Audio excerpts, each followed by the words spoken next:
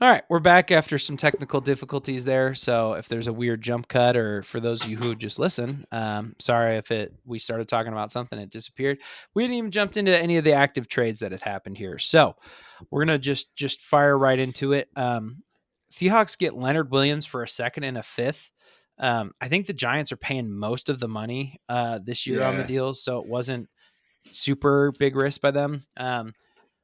I like this move a lot. I think Seattle is kind of in the same spot they were. Are they top of the division, second in that division? They're pretty they're I think they're they're up top of the there. division Yeah, I now, I think with San believe, Francisco losing three in a because row, I think they they've had jumped their them. bye, and I think they're 5-2, and I think 49ers are 5-3 if I remember right. Remember correctly? Okay. Yeah, I mean, again, Seattle's in a position to be competitive. Obviously, Geno Smith hasn't been kind of what he was, I think for sure. But I think what they're going to win games on is defense, and that's kind of always, what they've been here. So, And they've been lacking an interior presence for a while. yeah, I feel like that's been on their wish list for a while now. They've always had decent edge rushers, right? Even like back in the Legion of Boom days, right? Like Cliff Averill that rolled through there, Carlos Dunlap rolled through in the years present. Fuck, Jadavian Clowney made a stop up there. They've always had a pretty solid rotation of edge rushers. They've never had the guy in the middle. Leonard Williams is on a big contract, but again, New York's paying for a good chunk of it. That's a good win. And, as long as you can address your quarterback for the future here within the next year or two, I think losing a second here isn't the end of the world to get a guy like Leonard Jones or Leonard Williams in the middle of your defensive line. Creates a lot of pressure up the middle. Like they should see a very large uptick in their pass rush. I'm just hoping as a Ravens fan that Leonard Williams decides to get another weekend before he plays for Seattle because I don't want to see him on Sunday. I'll yeah. tell you that much. Well, and I think kind of to jump into the flip side is I think for New York, this move makes a lot of sense as well, right? Because this team needs a lot. They need offensive line help. They need quarterback help. They need wide receiver help. Defensively, I mean, they need a lot. Leonard Williams obviously wasn't carrying that defense to anything special. So, I mean, to be able to get a second for an older guy, too, I feel like is a big win. He's 29-30, I think, right around the turn point. So not ancient, but definitely not a young pup either. Um, yeah, and the Giants are in position. They need to find their quarterback of the future because I think we all knew before the year that it wasn't Daniel Jones. They felt like he earned the second contract on a short term thing. But we can dive into a little bit more of the quarterback situations of who didn't get moved and who did later on. So I like the deal for both sides. Again, New York sheds a bigger contract for the future, right? They get some money back in the future for not Yeah. having them around. Uh, and they get a second round pick. This is a team that needs high level talent. You're what that second probably is like the second or third best interior lineman in the draft. Probably a middle to late second round pick. You're going to take the Yeah. guy that was probably ranked as a player, probably like the 28th best guy in the class. But interior offensive linemen don't matter to NFL teams, so he'll fall to the second. Slide. Get yourself a Creed Humphrey in the second round. You'll be living just fine if you're New Yeah, York. and I So think it makes sense. That's why I think if you're New York, you need to do that. You need to get younger and try to rebuild this team because the last year being in the playoffs was a little bit of a fluke, obviously. yeah, Now we're going to jump into I think the most confusing move of the trade deadline. Bears get Montez Sweat for a second. Uh, yeah, I was not shocked that Montez Sweat got moved. I think the Washington Commanders are looking and saying, okay, defensively, we've got two guys that we don't necessarily want to pay. Um, we can pay one of them, but we're definitely not going to pay both of them. yeah. You move off Chase Young, and then they got an offer they couldn't refuse from Montez Sweat, right? I think a second is really good return on investment for a guy like him, especially for a guy you're probably not going to pay. And honestly, this pick is as much as it's not technically a first, but it's going to be in the top 5 of the second round for sure. If not the top 5, definitely the top 10. There's no way it falls outside of that. Correct me if I'm wrong. They don't have a first or a second round pick this year now, correct? Because Carolina would own their pick from the DJ Moore trade, and now this second rounder turns into Montez Sweat. If I'm correct, I could be wrong. Wait, are you saying for what? Chicago. For Is Chicago going to Chicago, have a first or a second round pick no, this year? Chicago has Carolina's pick. Yeah, So no, they have 100%. their own first and Carolina's first. Which, boy, does that look good right about now. Maybe that's where you're okay with parting with the second Yeah, here. the second's kind of whatever because I think they're honestly going to move off one of them. But the second, yeah, the second they had their own second, but now they don't. Obviously in this trade, jeez, I don't know why I said that out loud. Yeah. Um, I'll tell you, and this tells you how bad of a deal this was in the time frame that it happened, especially with where he's at now in his career. Last year, Chicago also traded away their second round pick, netted him Chase Claypool last time they did it. So definitely an uptick in talent here, getting Montez Sweat. But just in case you were curious, when they got a second round pick in a trade last year, it was for Roquan Smith. So you've moved your second around and got a second in, and you've acquired Montez and Chase Claypool each for a second. Let go of Roquan Smith for a second. It's not equaling out in value for you. I just so to me what this trade says is we like the talent of this team. We just don't like the way it's like to me if I'm who's their head coach? Eberflus. If Eberflus. I'm Eberflus, I'm going, okay, I'm getting fired at the end of the year because the fact that they bought someone like this says, hey, we think this team is good. We think this team can win, but we think it's a coaching issue, right? Which And it's not. and they think they're going to sit here and go, okay, if with our 2 firsts next year, we could turn around and this team could be really, really good next year. That's the only reason you buy on a guy like this that you're going to have to turn around and pay. Because yeah, that pick, I mean, as that pick sits right now, I just had it pulled up. It is the 37th pick of the draft. So top 5 second rounder. And like, that's where people get Will Levis's and the Joey Porters and like the top high end second round talent that's out there. So, Yeah. this could be the spot that they finally take a running back who is decent. Yeah.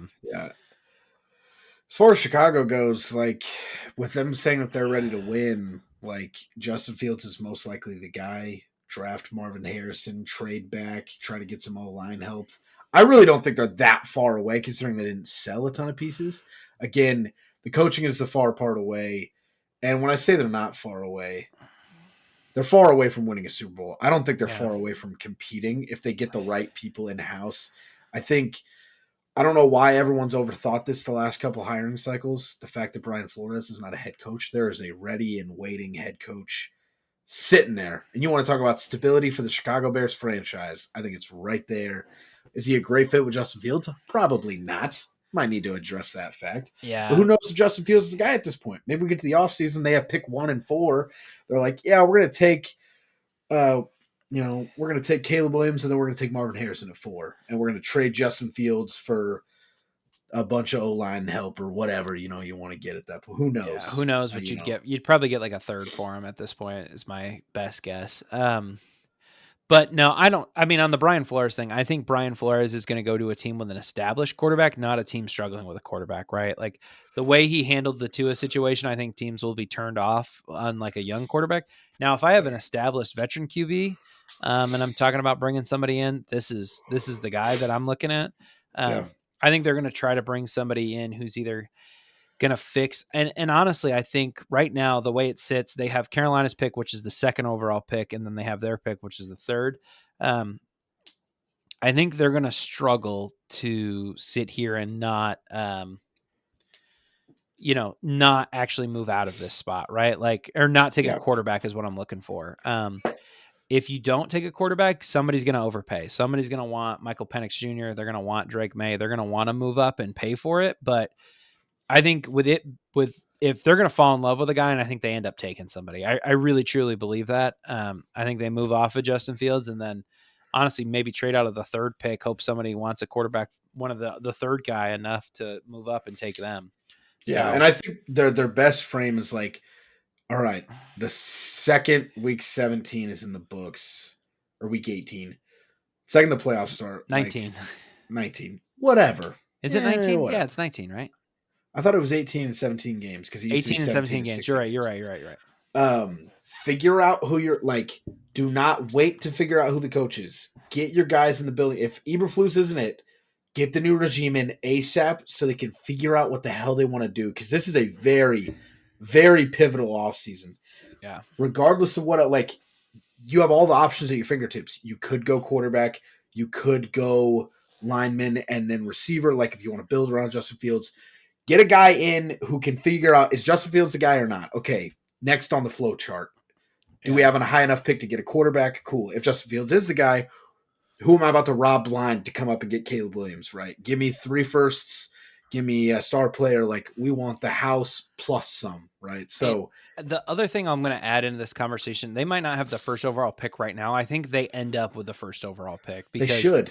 Kyler Murray coming back for Arizona, like the one thing Kyler Murray is going to want to make sure is they don't have the first overall pick or the second overall pick to Yeah. keep his job, because his job, like when he gets back, he might not be playing for MVP or whatever, but he is damn sure playing to make sure they're not in a not spot where they can go out and get another quarterback to replace him. So Yeah. Just a probability standpoint, it's going to be them or Arizona most likely, because both of those teams are going to have good shots in the top, 2 good shots in the top 10. no, Houston's outside the top 10 right now.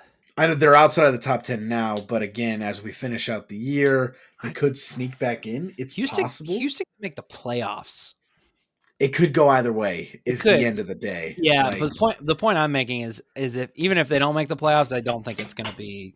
it won't be their number 1 pick. I agree with you. Yeah, I mean, I just look at the rest of these teams like Alabama, or not Alabama, Las Vegas. Alabama's looking to climb up. Las Vegas is going to tank their way up this board. New Quickly. England's not getting any better throughout this season, Yeah. unless they hire Josh McDaniels midseason. Imagine that. They say, "Welcome back, Josh. Come on Bill home." O'Brien's offense been that good? Who knows? I don't know. Yeah. Fucking. So I think Chicago. I mean, they have 2. I mean, and Carolina has not been good at all. No. The best they Betting looked against was them last this week. Yeah. So They got to win. they got to win, and they beat Houston, which was kind of like a nice way to say Bryce Young's actually the better pick. Which I don't. Yeah, think right. is How true. about that? Yeah, I think that So was the we've point heard of about that. for 6 weeks is Bryce Young being worse than CJ Stroud, and then Bryce Young was like, 2 of these, buddy. Take 2 of these, pal. Enjoy Call your me in the morning. Take your second overall contract and get out of my face with that nonsense. That's funny. But yeah, I don't know. It'll be interesting to kind of see how it plays out. I kind of am curious to see, like, because if Washington gets somebody good with this pick, I think we're going to be sitting there going, "Ooh, what a bad decision that was." And like, Yeah, I mean, the Steelers got Joey Porter Jr. with that pick last year. exactly, like, yeah, like that's the kind of guy we're talking about. Like, you could be like, these are guys that a lot of people are going to view as like, hey, this guy's first round talent, but XYZ, or there was nobody with a Somebody fit reached for him. here, Yeah, the quarterbacks. yeah, there was no fit for him in this spot. Like, Yep. there's going to be talent at that spot, and I get getting something guaranteed. I just don't know how ready this team is to win right now. Is That's kind of the fair. point I'm making. I can agree with you. Sketchy move. Yeah. An interesting move here. Vikings trade for Josh Dobbs. They send a 6th and a 7th back to Arizona. Not a fan of the move. Not a fan of this move. Personally, for Minnesota to start, I heard the rumor that they were going to try to go after Jameis, and I was in love with that. You can't tell me that he's got much more value. Well, what is Jameis worth? A 4th? Like, yeah. So that's the first side of it. I think if you're going to trade for a quarterback to possibly replace Kirk Cousins, let's not act like Josh Dobbs is all of a sudden an NFL starter. All right, this is not. Trust me, I'm a Josh Dobbs guy. His Tennessee highlights are some of the greatest. Like, he's I top love 40 for sure. Yeah, I love his college highlights, but like, how often do we see a guy that was drafted low that starts as a backup to work into a franchise guy? It just doesn't happen that often. I'm not saying he's a franchise guy, but what they didn't give up a franchise guy level of stuff. I agree. I just feel like, if you're like, okay, because to me, I see this as like, we're trading for Josh Dobbs. Maybe he's the starter next year. Maybe we have to draft somebody. We don't know. Like, this is a young guy. Is that not what you're seeing at all? No, this is what I'm seeing. This is telling me 2 things. This move is, one, they still think they have a shot at making the playoffs, which they do, and they think Josh Dobbs is going to be close to good enough to get them there. And 2, they are 100% bringing Kirk Cousins back next year. That's fair. I can see that. If the move is to bring Kirk back, then this is the right trade to make. Because they're going, okay, they didn't trade off Danielle Hunter. They said, listen, we got a shot at making the playoffs here. We're going to go out and get a guy like Josh Dobbs. I mean, you could plug in, they could have traded for Andy Dalton, and I think this is the same message. I just don't think they wanted to give up more like a Jameis or for an Andy Dalton, right? Like, because those guys, I think you're right. It's probably like a 4th somewhere in there. Probably not a 3rd for either one of them, but yeah, like a 4th round pick. But if bringing Kirk back is the move, I agree. So you're going to bring Kirk back. Josh Dobbs is going to he's going to have some value, right? Like we've seen Gardner Minshew's gotten traded. What? He got traded twice? Twice. Yeah, twice. Two Philly, and then two Indy. Yeah, and I now believe he was Dobbs traded has been twice. traded twice in one season, and he's going to have value next offseason, probably about a 6th or 7th round pick of somebody who goes, we don't trust our starter. Our starter gets hurt a lot. I mean, let's say New York doesn't do anything with Zach Wilson. You go out and you throw a 7th or a 6th for Josh Dobbs, sure, right? Like there's going to be a team out here who Yeah. wants Josh Dobbs as their backup, and it keeps them competitive this year. And if he's not it, they tank. Personally, on the Arizona side of things, I think Josh Dobbs should be one of the most highly sought after backup quarterbacks for teams that have mobile starters, right? I think Baltimore has it right. I have Lamar Jackson. I don't want Joe Flacco behind him. I'm going to have to change the offense. I don't want Brian Hoyer. I don't want Mike Glennon. I don't want Mike White. Insert name here. I want a guy that's going to play like my starter. I don't want to have to change my scheme. So, Arizona, Kyler Murray goes down. Like, this was the guy. So I get it. You're turning your nose up at a 6th and a 7th, versus keeping a backup quarterback, whatever. Yeah. But like Chicago, this is a call that I make. I get that they have Gardner Minshew. Indianapolis, hey, Anthony Richardson, same type of play style. Like, I'm looking to pair Josh. I want to keep Josh Dobbs. That's my thought process here. Like, my thought process is I don't think he's a starter, but I do think that he is a very valuable 2 if he's in the right system where he can succeed. Yeah. And I think teams that have the mobile starter that he can come in and not miss a beat and run that offense, to me, that's where he really sees – you see the high – I know you're talking about the high end of Josh Dobbs, Owen. I think you're nitpicking here a little bit. Maybe I am, but that's where I'm at. Okay, I'll say this. Like, you talked about Jameis. Like, yes, Jameis has a better upside than Josh Dobbs. I won't disagree with you there. The only issue is the downside is way worse with Jameis than it is with a Josh Dobbs, right? So, like, the worst case, like, you're getting somebody consistent. And I think he is in that top 10 backup quarterback class. I'm not saying he's a franchise guy, but, like, okay, if you're Arizona, you announce earlier in the week, we're not starting Josh Dobbs. It's either going to be Kyler or it's going to be the rookie. Clayton Tune. Clayton Tune, right? So, okay, so he's going to be QB 2 or 3. You can get the same exact value that you sent away to Cleveland for him right back right now. So they go out and do that. And honestly, probably a worse team. So, like, if anything, it's going to improve their 6th and 7th round pick, which who cares for the most part, right? Like, fair point. Yeah. So they get a little bit better there. Like, so for Arizona, it's fine. It takes a little bit of pressure off of Kyler. You know what I mean? If he starts this week, great. If he doesn't, he'll start next week. And for Minnesota, I think it's a fine deal. I don't love it for either side. I think it's okay. I think the point you made makes that deal a lot better for me. That's fair. They're not giving up. I did fall in love with the Jameis number 3 and the purple jersey swap on Twitter. It was the second I saw it, I was like, oh shit! I was like, I kind of like this. Jameis Winston is going to get a backup job just for the lore. Like, why does Atlanta trade for Josh Dobbs? Go get yourself one, huh? They're going to ride with Taylor Heineke. There was a lot of talks. Well, we just talked about it, and he's starting this week. Yeah. The other thing I'll say too is it's really tough in, like, unless you have to, you don't want to bring in a quarterback mid-season to try to learn this offense unless he's played for me before, he knows the system, like he'll pick it up really quick. Like, you don't want to, if you're Arthur Smith and you never worked with Josh Dobbs, you don't want to go trade for Josh Dobbs and in your what might be the year you get fired. Yeah, exactly. Like, you're not trying to make a move like that. So I always thought that was weird where people are like, oh, the Jets are going to trade for Kirk Cousins. It's like, why? Like, Kirk Cousins would need 2 or 3 weeks to get ready to be a viable starter. Like what Baker Mayfield did last year where he got signed on like a Monday and then started the Sunday. Like, that just doesn't. It was a Thursday. It was a Thursday game he started. 3 days in LA, and he started a Thursday night game because Wofford and Stafford were both out. That's just not the reality of like what teams want to do. All right. Jumping into the last deal we're going to talk about here. And honestly, my favorite deal out of everyone. 49ers get Chase Young for a 2nd round pick. It was a 3rd, actually. Oh, was it? Did I? Yeah. And that was the funny thing is Sweat got moved for a 2nd. I thought it was a 3rd from the whole time I remember it, but I could be wrong. I was like, I swear, because swear I was looking these up as I was doing it, so I could be dead wrong. Like I'm not afraid to admit that, but it would be shocking.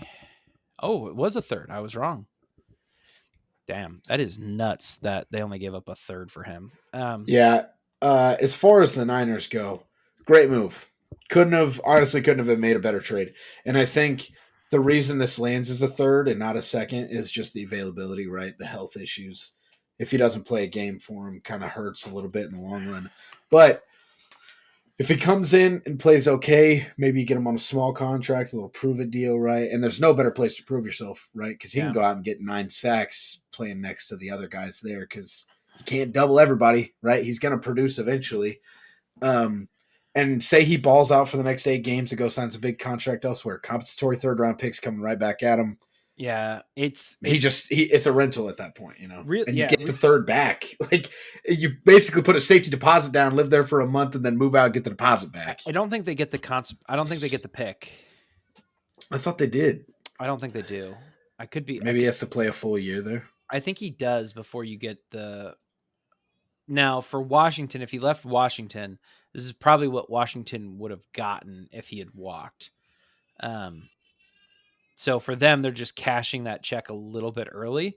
But yeah, I don't think they get the compensatory pick if he walks.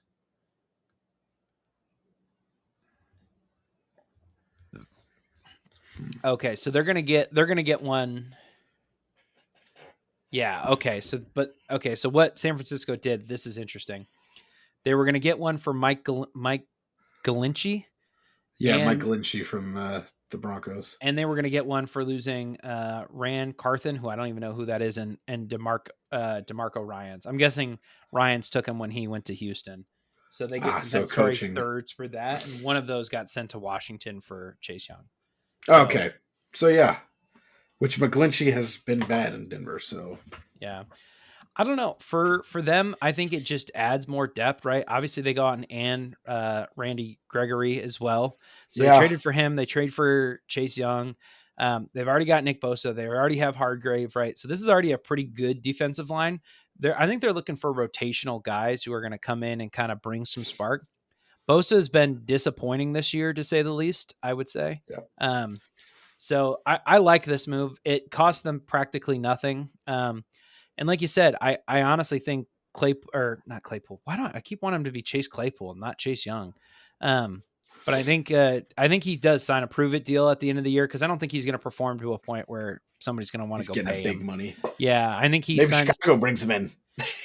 Chicago goes, hey, we liked Washington's defense last year. Let's go ahead and bring everyone over. They've already got a star cornerback that wanted out that couldn't find a deal in time. Yeah. But yeah, so I think it'll be interesting. I think they sign him on a prove it deal. You know what I mean? A 1 year, $10 million, $15 million deal. I don't think there's probably in our lifetime been a freakier 5-man rush than Nick Bosa, Randy Gregory, Chase Young, Javon Kinlaw, and Arik Armstead. Like that is, everyone there has Pro Bowl talent or has been a Pro Bowler once. Did you not say Hardgrave? I did say. Did I say Javon Hargrave? I meant to. Okay, you said somebody else, and I think you meant to say Hargrave and Arik Armstead on the middle of the line. Also, Javon Kinlaw, who they spent a second or third round pick on back in the day, is also there. So, like, there are 3 deep at edge to fill 2 spots and 3 deep at nose tackle to fill 2 spots. Like, they have got options. To me, this is trying to match Philly energy because, like, Philly is just so deep. Like when loaded. Fletcher Cox is like your second or third best D tackle on a team, like that's a good spot to be in where he can kind of come in key moments and do that. What year am I Madden franchise am on? That's my next question. Fletcher Cox is my third best defensive tackle. Am I on 2027 of my Madden franchise? How is this happening? Yeah, because this to me just says, hey, we're keeping up with the Joneses. We're trying to keep up with the Eagles here. We're gonna bring in 2 guys to just help us kind of compete with that because I think they look at everything they've done for the offensive side of the ball, and now they've got to try to win it on defense because there's another topic we're going to talk about at the end that I don't even have on here that I want to talk about. So, moving along there, yesterday it was announced kind of late in the day, Raiders are going to fire Josh McDaniel and Dave Ziegler. So their GM and their head coach is out. Las Vegas is spending, I saw it yesterday. I want to say it was $40 million right now on people who are not coaching their team between Gruden Oh, and McDaniels, because McDaniel signed a 6-year deal and it was fully guaranteed. So they have to pay out the entirety of it. And they're I still gotta catch paying, my breath. yeah, and they're still paying for Gruden at the same time. So, Oh um, just an absolute mess of a situation. Aiden O'Connell is going to be the starter next week. They already announced that they're benching Jimmy Garoppolo yeah. Thank you, God. right off the bat. I'm kind of surprised they didn't sell at the trade deadline. I thought they would have sold at least something, but So yeah, this is the thing that I wanted to talk about that we didn't have written down. So like obviously McDaniels, and I think like it probably would have happened regardless with the results they were having. I think what pushed it over the edge was like there was no change. McDaniels was like, all right, week 6, let's do the same thing that we did yeah, that got us to 2-4 and just pray for the best. Like I wasn't a fan of Brian Hoyer starting when Garoppolo was out. I get that it was early in the season. I get you're trying to act like you still have a chance at winning getting to the playoffs and being a 7 seed because you have all the talent, right? I have Crosby, I have Devontae Adams, I have Josh Jacobs. The end of the line is you don't have a quarterback, right? We knew that. Jimmy Garoppolo is great when he has the Hall of Famer there, the Hall of Famer there, the top 10 guy there, the best yeah, left tackle ever, and a great offense. Doesn't have that now, right? So we knew that the struggles were going to be there. The struggles were there, and then the concussion happens. Aiden O'Connell balled out in the preseason, right? did. Hey, I have a promising young quarterback. I want to see this kid play. Not, oh, let's bring Brian Hoyer in. Maybe we'll make the 7th seed and get wiped out of the playoffs if Jimmy can also, like, it just never made sense to me, right? Like, this was a team that very early on I felt like they were going to have to just see what they had in the young guy early on. And as far as not moving anybody at the deadline, Mark Davis is probably twice the idiot that I ever thought he was because he waited till the trade deadline to fire guys. Yeah. Like, I get that you probably can't fire McDaniels early enough to get somebody in, and then that guy wants to make a move at the deadline, but like, you can't just not have a man the phones because I want to say there was an NFC exec that came out and said, "Oh, we were wondering why they never called us back on the on Tuesday." Yeah. Nobody was in the office. They were about to fire him, so they just didn't have any. Yeah. Devontae Adams should have been moved. I would have loved Josh Jacobs to have been a Raven, and I guess they weren't completely out of the phones because reports out of Baltimore were Josh Jacobs wanted to be a Raven. We wanted him in Baltimore. Vegas wanted a 2nd-round pick, and they weren't. Baltimore didn't want to budge on the 2nd. I would have been okay with the 2nd, Wow. truthfully. That's We about, don't I have would say that's fair value. we don't have a great track record with 2nd-round picks. We do have a great track record with trading away our 2nd-round picks. Last time we did it was Roquan Smith, who's currently Yeah. a top 3 linebacker. I'm in shocked the they game. wouldn't give that for Josh Jacobs. Yeah, Wow. and as far as, we don't want to move off all the pieces just in case the next head coach wants to try to come in. Maybe O'Connell is good, and then the next head coach wants to try to win what away. Cool. Devontae Adams is 31, 32 in that time frame. Like, you could have got a lot of value in trading away Devontae Adams. Like, hey, Carolina, like, why don't you send a pick over here, right? Like, maybe Yeah. not be one of the top picks, but like you can get some early seconds and early third. Like, you could have got some stuff back for Devontae and kept your younger guys, but I think, I don't know. I mean, again, we talked about it a little bit earlier where I think the ownership is looking, okay, I like the talent on the field. I like Devontae Adams. I like Max Crosby. I like Josh Jacobs. I just don't think the coaching staff is performing. The only thing I think that is wild here is they're going to have no money to pay a coach, and they're going to ultimately what I think ends up happening. It's going to be the worst case scenario for a lot of these guys is they're going to have to hire somebody with like a lack of head coach experience because they can't go out and pay a Brian Flores. They can't. Nope, can't afford him. There's no money for it, and I think like it's going to be a guy that nobody expects because Ben Johnson's going to get a lot of choices. You know what I mean? He's not going to come say, "Oh, I'll just do the Raiders job because Oh they yeah, let offered me it to get me." Jimmy Garoppolo. Yeah, like he's going to sit there and go, "Why would I risk this money?" Like whoever is going to take it though is going to have really good job security because they're not going to have any fucking money to fire anybody for a long time. So Yeah, we thought that the Josh was going to have great job security, right? Week 3, we're like, they literally can't fire him. They don't have enough money to fire him. They can't. Yeah. And they did it. So, I mean, I don't know. Maybe he's reaching into his wallet and saying, okay, hey, it's time to get a move on. But maybe Mark Davis will learn to sign a cheap contract, a short contract with one of these guys. You've handed out 16 years worth of deals and gotten a total of a year and a half worth of coaching out of them. Like, no, Gruden was there longer than that. how long? 2 years, 3 years, Gruden was there 3 years before he got canned. 3.5 years. Well, and The then 3 years and then a year and a half out of McDaniels. So 4.5 years, cool. Yeah. You paid for 16. You got a fourth of what you paid for. Because yeah, That's last year that's McDaniels bad. had Carr and Devontae. That's bad. It is bad, and especially for a team that 2 years ago was like one play away from making the playoffs, and it went And horribly bought. last year. And they went and bought in the offseason. I'm like, Yeah, yes, we want Devontae Adams to come back and play with his college teammate, right? We're going to franchise tag Josh Jacobs because somehow he's the best running back in the NFL last year, right? yeah, They went out and they brought guys back, and now a year and a half later, it's all there gone. might not be a team in a worse spot, truly. Before we move to bets, I have one last thing that I'm curious that I want to ask you about. I'm glad because Because I totally forgot what I said I wanted us to talk about. That wasn't on there. obviously, Bill Belichick's around for a while, right? I mean, Mhm. they've the contract extension in the book. The Patriots are here with rumors swirling, right? People are unhappy with Mac Jones, whatever the case is, right? Like the direction of the team's kind of up in the air right now. Still kind of with playmakers on the offensive side. Like, would you have been open to like if Minnesota came calling and was like, "Hey, I got what's the price on Mac Jones these days?" Right? We think we Oh, could bring him in with these weapons here and make him a serviceable guy to get us to the promised land. Right? We see him as a low end Kirk Cousins, and we just want to come in and fill the shtick. What's the price tag? Do you guys take it? And then what's the plan afterwards? Because I don't know. I had that thought, and I was like, to me, that's a really interesting deal. If the move is to go away from Kirk going forward, yeah. So it's an interesting thought. I mean, in my mind, what I would have done is okay. I would have asked for a second, probably gotten a third and a fourth, and been pretty happy, right? Like I don't think his value is much higher than that. I think, and maybe Minnesota takes a swing on a guy for a second. Like there's a shot. Like Mac Jones is young enough. Like maybe they take that swing.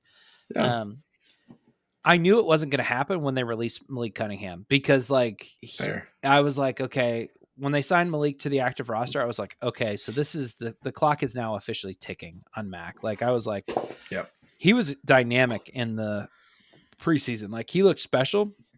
He looked very raw. He didn't look like dominant or anything like that. But I was like, maybe they'll give him a shot. They'll throw him out there, give him a few snaps, kind of see what happens. But yeah, I mean, they know Bailey Zappi's not the future, right? They almost let Bailey Zappi watch Malik Cunningham when they released him. He's not it. I mean, if it were me, I would have traded Mac, let Malik see if you have anything with Malik, right? Give him the last 10 games of I the want to year. see how good you guys are with that scheme because I do think that like the run heavy scheme with the run quarterback can hide a lot of your personnel issues, the lack Yeah. of playmakers. Baltimore did it for a while, right? Like Yeah. I've lived a full season with Willie Snead being my wide receiver one. I love Willie Snead. I think he's a great underrated guy. He cannot be the best target on your team, right? Kendrick Bourne can't be the best guy on your team. I think he's a great two. I think he's an Yeah. awesome two. I wish Juju's knee wasn't about to explode. Well, and Kendrick Bourne's on IR now Yeah. for his So my ACL. my curiosity here is now because remember the rumors have always been heavy about you guys getting a running quarterback, right? Lamar Mhm. was in the mix. Cunningham fits that play style a bit. Yeah. So the question now is, right, say the trade partner for Mac Jones does appear in the offseason, right? Mhm. Washington gets a new coach, and they're like, it doesn't make any sense to replace Sam Howell with Mac Jones, but somebody comes calling for Mac Jones, right? Yeah. Deal's on the table. Chicago lands the number one overall pick. Caleb Williams is going to the draft. They're like, we kind of want to reset a quarterback, right? Justin Fields is available. Maybe you flip Mac Jones for a third or a No. second. You bring Jay Fields in for a third or a second. No, I don't think so. Don't think it happens? No, just because Patriots are going to have a top 10 pick at this point in the year. Their pick currently sits at 5th overall. They have Yeah. 2 wins, right? They're in the same boat as Chicago, as New York, as a lot of these teams, right? So to try to revitalize a guy's career like Justin Fields is not this is not the year to do it. Not when you have an opportunity. In my mind, there's 3 guys who I think are legit top 10 picks at quarterback, right? Like I don't think there's a ton of dispute about it. Now there's some other guys you can argue maybe creep in, but I think Michael Penix Jr. goes in the top 10. I think Caleb Williams does, and I think Drake May does. I think those 3 guys are going to be in the top 10 range. And I think the Patriots are kind of going to have to sit here and take whoever's there. You know what I mean? I don't think it's they're they're not going to have the choice because somebody's moving up to 1 for Caleb How Williams. how bad's your offensive line? Like if you're like need a piece or two far away from it, like where are we at? I mean, not not Not good, the worst. not good, but like I don't think it's like Cole Strange took a step back, which is so weird because he had a surprisingly good rookie year and he's just been not good this I year. like your other guard a lot, But Michael One. yeah, but I think the thing is with offensive line, like it's so easy to patch it. Like it's again add 2 or 3 guys and all of a sudden it's a middle of the road offensive line.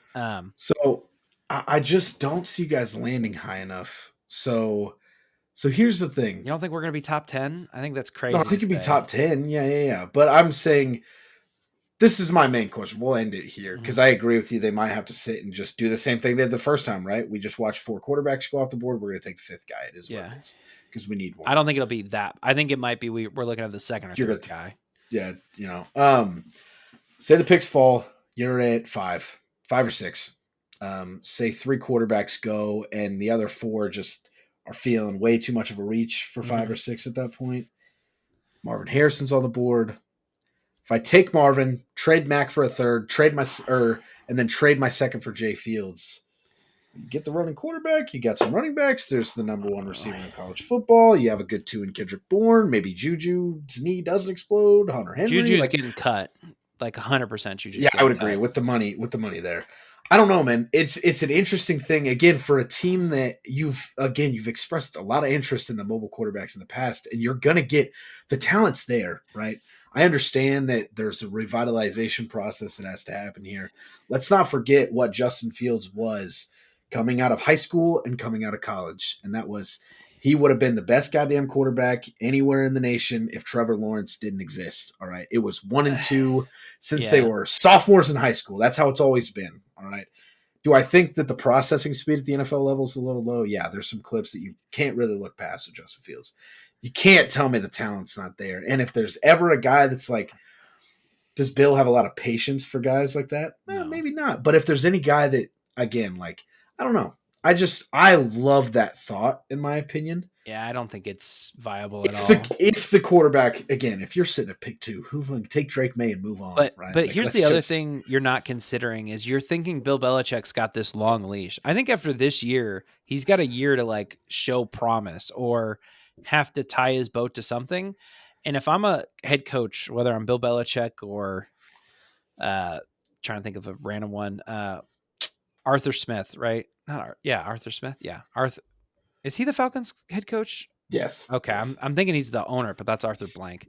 Um, but if I'm them, I'm not tying it to a reboot project. If I'm a stable coach and I'm like, if I'm Sean McVay, sure, you can go out and trade for a Justin Fields and try to revitalize his career because you got 3 years before the franchise is going to think about firing you. If I'm Belichick and you go and get Fields and Fields performs like he performs this year or maybe even slightly better and you're in the top 10 again, he's getting fired. It's the end of the era. And I just don't think he's going to put if you have to say, here's all my chips and push it to the middle, you're not going to do it for a guy like Justin Fields. There's just no That's fair. shot. That's fair. And I've been telling everybody this: one of three things are going to happen this year for the New England Patriots. Bill Belichick's going to get fired.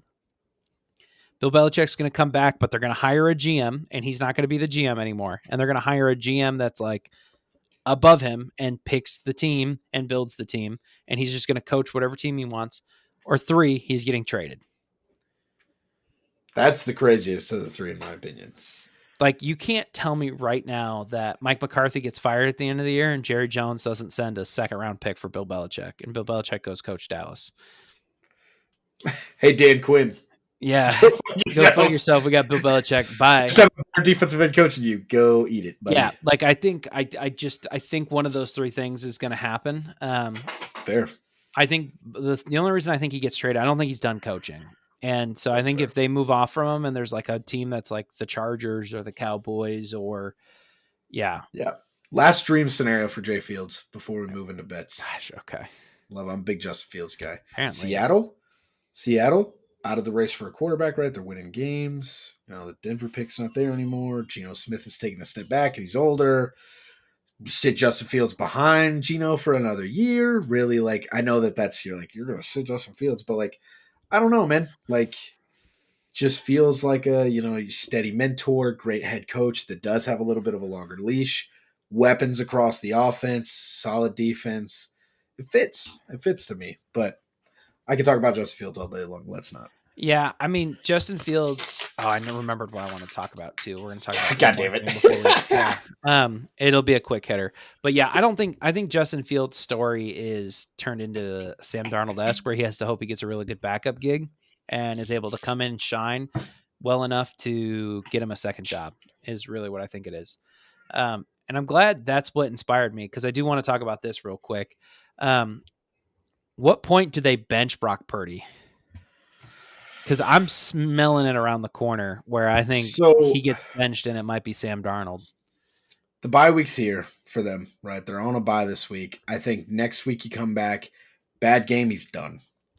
Because I do think you can give him a little bit of a pass for 2 of these 3 games because there was the concussion that happened and then the short turnaround to play, which I was not a huge fan of for him to play last week. Like, I think he's been playing a little banged up. You have the bye week to reset, get fully healthy. If he plays a bad game next week, who do they have on the bye? Do you know? Jacksonville. It's not going to be an easy game, No, but and I think he probably plays that full game, bad or not. I I think don't so think too. there's. I don't think It's they going to bench have to him be every like game. 4 picks in the first half for him to get benched. But like he has a bad overall game and they lose their 4th straight. I think they look at Darnold at that point. And I think they're kicking themselves for not starting him the day, this last week before the bye. I think there's a chance that they are quietly in their bye week prepping Darnold more and more and more every day to take over. Well, they should be. You have to be ready for that because again, this team is way too talented to be anywhere outside of the NFC title game at the end of the year. I'm going to say one last thing. Nick Wright made the greatest point that I think I've ever heard when it comes to this conversation, right? Where people are like, nobody criticizes Mahomes when he starts throwing interceptions. No one criticizes Josh Allen as much when he throws interceptions, right? We talked about Jalen Hurts and he's throwing interceptions. He made the excellent point of when there is no upside and the thing you do well is not make mistakes, and then all of a sudden you start to make mistakes and throw interceptions, you can't cover that anymore, right? Yeah. Josh Allen at least will make explosive plays that make you go, wow, but man, does he throw some interceptions sometimes. You can live with one if you have the other. The issue with Can't be it. Purdy, there is no other. Like he's Tom Brady-esque, he's really good at this 25-yard and in quick hitches, let his playmakers make plays. He doesn't make mistakes. Now he's making mistakes. That was the one thing he was doing well. You can't be a game manager that turns the ball over. It's Yes. not a recipe for success. You try to look up all the game managers that had turnover issues in the NFL, you won't find one. Why? Because they don't exist for a good reason. Yeah. That's why. And I think it's really interesting. And I know I predicted it, point. so I'm rooting for Sam Darnold to come in. And I think you said you were gonna like jump in, you were gonna like shave your head and your beard if I nailed this one or something. Okay, whoa. I did say I was gonna get mad. I don't remember exactly what I said. I don't remember exactly what you said either, but you said you're gonna do something if Sam Darnold starts, and I'm like watching him play this last week, and I go, man, it might be time to call Darnold's number and let him at least see what he's got because Darnold Cook. Yeah, he might make some mistakes, but Jesus, at least he can throw. Like, I'm like, golly, this is bad. Really interesting. I'm really excited. I hope he starts. It's a lot of fun stuff. A lot of fun stuff going on in the league right now. Can you imagine Sam Darnold leads the 49ers into the playoff charge? I think it'd be really interesting. Yeah, that's a great storyline. Exciting again. All right, let's jump into bets here. If you or anyone you know is struggling with a gambling addiction, contact the Problem Gambling Helpline at 800-522-4700. Professionals are available 24 hours a day to take your call. Help is available at no cost to the problem gambler or their concerned others. So let's talk about last week. Let's go.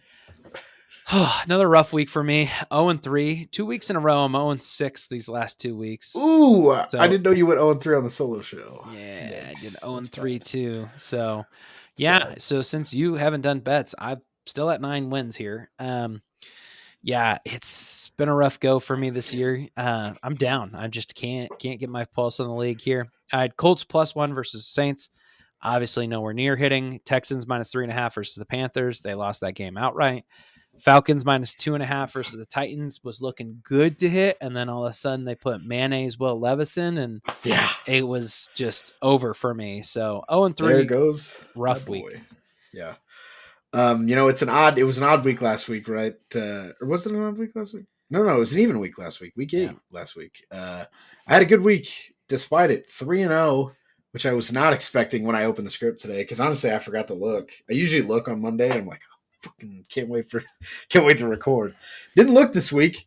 Hell of a surprise to open to. I direct faded you on. I had New Orleans -1 versus Indy.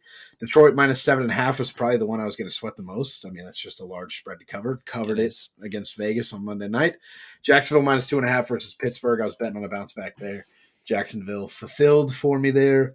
So I had a 3-0 week, 13-7-1 total with my one push that I have this year. So tell you what, looking at the slate this week, I know we had joked about it, and I do kind of want to do it in the next 2 weeks here about me doing like 6 picks one week and just really trying to brave it out. Thank God it's not this week because I hate the slate, to be Oh, honest this with you. week was brutal. Yeah. I was between a couple picks, and there's one that I'm like sitting here and I'm like, I might change it. So you might have to There go was first.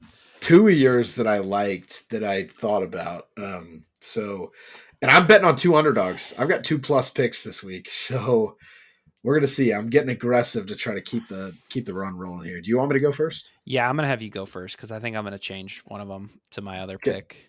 I have Buffalo +1.5 versus Cincinnati. That is in Cincinnati. That is why they are favorited in that game.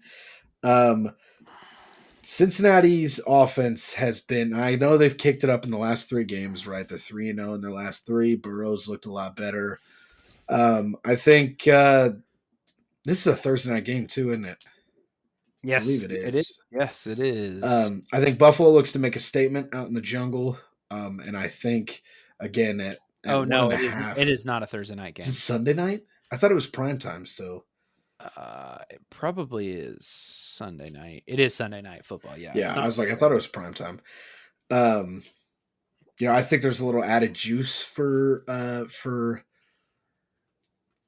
Buffalo as well, as the last time they played in Cincinnati on primetime football was DeMar Hamlin a year ago. So I think there is, as much as you don't want to make that the story or whatnot, I do think that there's going to be some added juice on that sideline. And they're the underdogs, right? You're going into Cincinnati. I need a win, right? And this is going to be big for playoff implications for two teams that have struggled early on that may or may not be in the wild card race. Like Cincinnati's going to be in the wild card race at this point, unless they could just boat race and catch up to Baltimore, which is possible. Same thing for Buffalo, right? I mean, it's not a cakewalk to get through Miami at this point in the division standings, so it's a big game for both teams. And I've got Buffalo 1.5. They're all over the place. Like this was a game I didn't want to touch just because I don't know which Cincinnati. Like Cincinnati's been good as of late, but they can be streaky. Joe Burrow is finally living up to like that conversation of like, hey, I'm worth my contract. I think there's a shot. He's the sleeper pick right now for me to maybe win MVP. I think he could like the way he's been playing. I think he could play himself right back into it. But I don't know which Buffalo I'm getting. Buffalo is like the most hot and cold team I think in the NFL. Yeah. And I'll tell you, this is also a game I wouldn't have touched if your first pick wasn't what it was.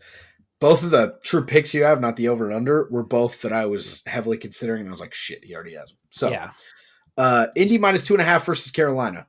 I know Carolina got the first win last week. I know that Indy lost to the Saints last week. I think this offense is going to get up and down the field a little bit on Carolina, and I think it's going to turn into a little bit of a race. And I think I trust Indy's defense to hold enough against the struggling Panthers offense to kind of hold on to that win.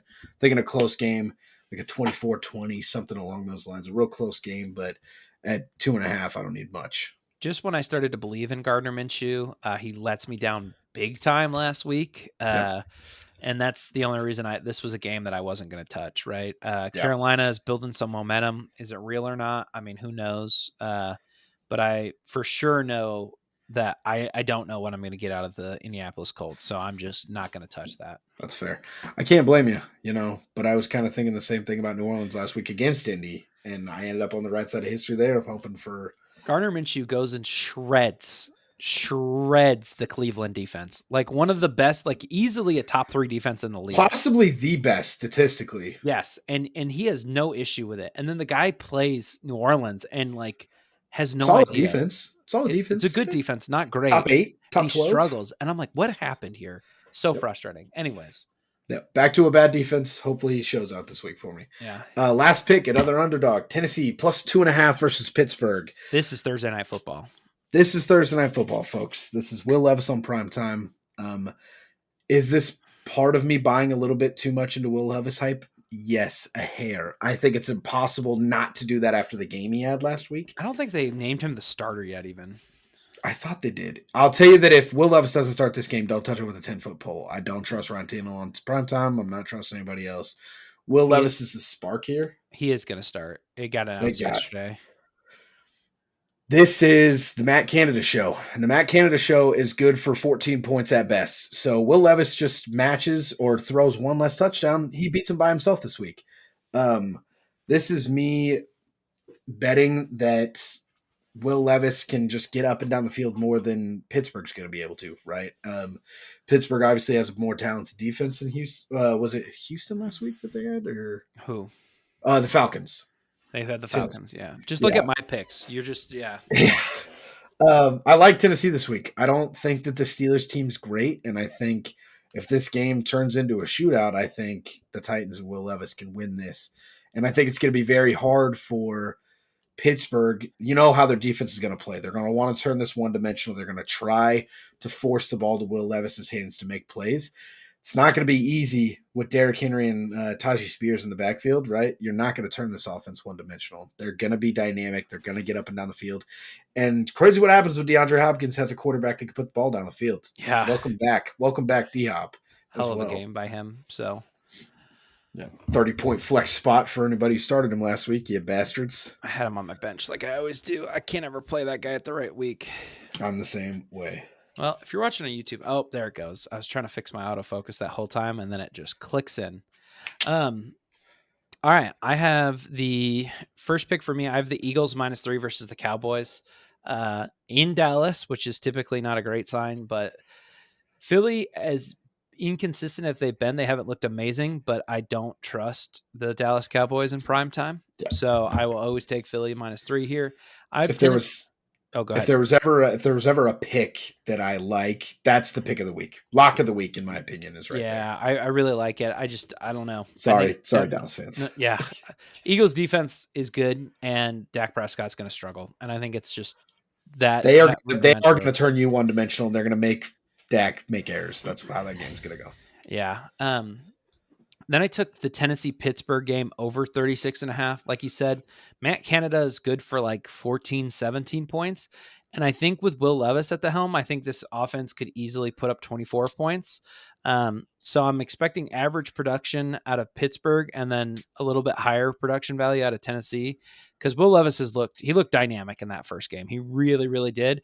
And it's still early enough in his arc where there isn't going to be film on him. So Pittsburgh's not going to be able to game plan against him necessarily. Yeah. If he adds 5 or 6 games, they might be able to throw a decent scheme together. They got 1 week against Atlanta, to base it off of. No great film on him, so I still think he can be pretty electric. He was not afraid to throw the ball, and I really, really like that, because Ryan Tannehill does not do that. Yeah, and I think it's lined up well because also Pittsburgh on the back end, like Joey Porter Jr. had a really good first 4 games of the year. He got torched last week, so that bodes well for D-Hop in this game as well. If Pittsburgh's defense is struggling and you catch him at the right time, you might catch him slipping this week. Yeah. So, and I'm going back. I can't stay away from this team, and I don't know why. But I'm going Falcons -4.5 versus the Vikings. Taylor Heineke. I think that offense is going to be so dynamic, and especially with Heineke at the helm now, finally going to start a full game. And I also just don't trust whatever the Vikings are going to put out. I was like, is Dobbs going to start, you think, on that short? Probably not. It's probably going to be, you said his name earlier, Clayton Tune? No, that's Arizona.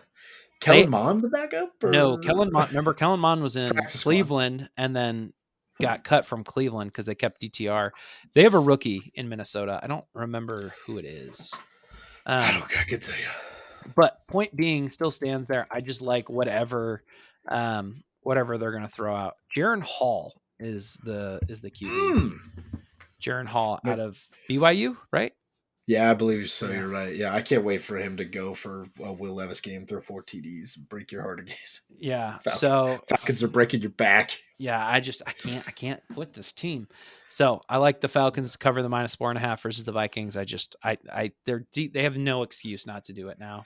I'm gonna go back and look at your picks, and I'm gonna put like you're gonna have your record 9-15, and I'm gonna put like 1-6 on Falcons games. One Like and six. It's gonna be horrendous. they've been there so many weeks, and they've let you down. Every time I bet, like, what is their record against the spread? Because I guarantee you, whatever it is. All right, Falcons records against the spread. They're 2-6. I guarantee you, like, I probably bet them. Like, I don't bet them the 2 weeks they cover, and I guarantee you, I bet them like 4 or 5 At times least 4, yeah, at when least they 4 of the don't. losses. Yeah. I for some reason I love them, and they fall in the under way too much, and that was honestly part of the reason why I bet the under in this game. I think it's an overcorrection, because Tennessee against the over under they're 2-5, so they hit the under 5 times. Pittsburgh's 1-6 against the over under, so I think it's an overcorrection to bring it down to 36.5. So that's why because it's 20-17 and it's an over game, and I think they've hit the under too much that I think it's an overcorrection. So fair. Yeah. all right, well, if you've made it this far, we greatly appreciate you. Psychopaths. Yeah, thanks for listening. We really means a lot to us when you do that. So anything else you want to say to these people before we get them out of here? Not much, folks. Appreciate you guys hanging around for another crazy episode. Obviously, a jam-packed episode. We hope to bring some more fire content next week for you. We'll also have the TikTok picture figured out hopefully by then. So keep your eyes out on our Instagram for the TikTok page, because that will be up, and hopefully we get some updated link trees in there eventually as well. So with that, for episode 12, we'll see you guys next week. Stay safe, stay healthy, and we'll see you then.